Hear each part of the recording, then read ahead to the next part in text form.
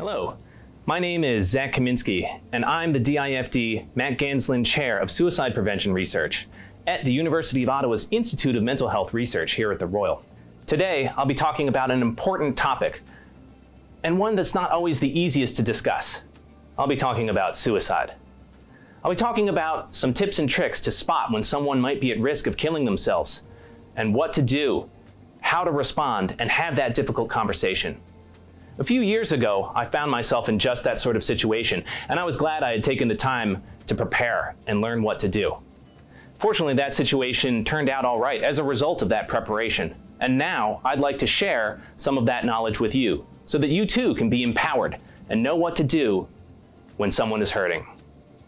Most people who are thinking about suicide may act differently.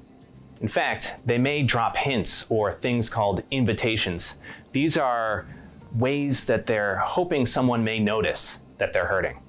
Things you might notice include a preoccupation with death, someone getting their affairs in order, giving away possessions or money, saying goodbye and withdrawing from others, using more alcohol or drugs, dark art, poetry, or writing, or complaining about not feeling well, such as stomach aches, headaches, and fatigue.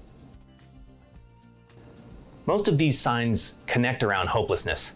Someone might be hopeless about their prospects of the future, or see no way out of their struggles with pain. Suicide might start to seem like the only way out. If you notice someone that you think might be at risk of suicide, the best thing you can do is to ask. If someone doesn't mention that they're thinking about suicide, but you suspect they're at risk, it's important for you to start the conversation. You should ask about suicide directly and use the word suicide. For example, I've noticed that you've been drinking more these days and giving things away. Sometimes when people do this, they're thinking about killing themselves. I wanted to ask, have you been thinking about suicide? Asking directly about suicide lets someone feel that they can open up to you.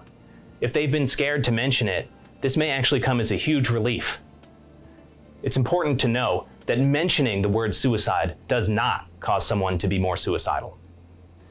Finding out someone is suicidal can be scary, but it's important to evaluate what their level of risk is now.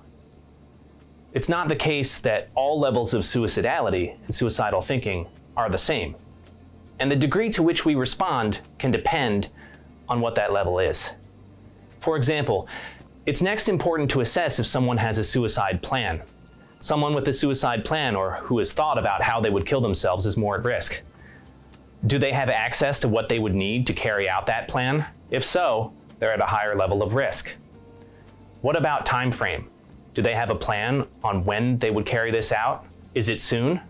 If so, these all denote a higher level of risk and how we should respond. That being said, there are some common things that we can do with all these levels. So let's talk about those.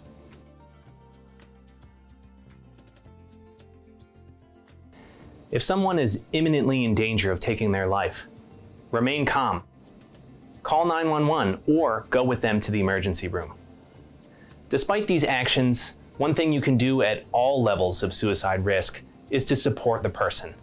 It's really important to let them speak, tell their reasons for why they're thinking about suicide. And not to argue with them, but to listen.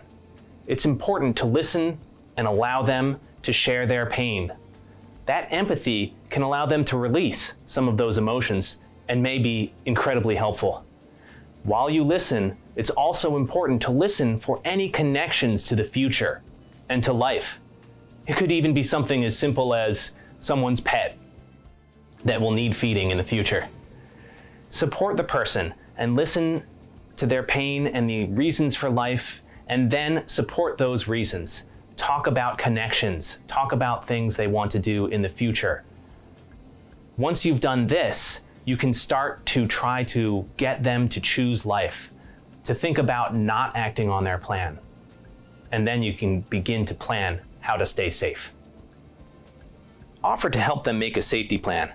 This can include things they can do right now as well as things in the future. Things like removing any easily available means they had to their suicide plan.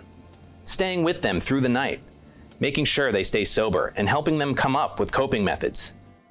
One coping method is to create a list of phone numbers of loved ones who they can call when they're struggling, as well as a list of contact information for crisis lines and emergency services in case they can't get a hold of loved ones. Ask them what kind of support they have in their life right now besides you. Are they seeing a counselor? Are there other people in their life who they can feel comfortable talking to? Also talk about long-term plans, like connecting them with a counselor if they don't have one. Help them reach out to a family doctor or other healthcare professional. Or if they live in Eastern Ontario, you can connect them to accessmha.ca to reach further resources. Check in with them frequently in the next days, weeks, and months. It can be something as simple as a quick call or a text, but checking in lets them know that you care and that you're available to talk again. Recognize that you can't do everything.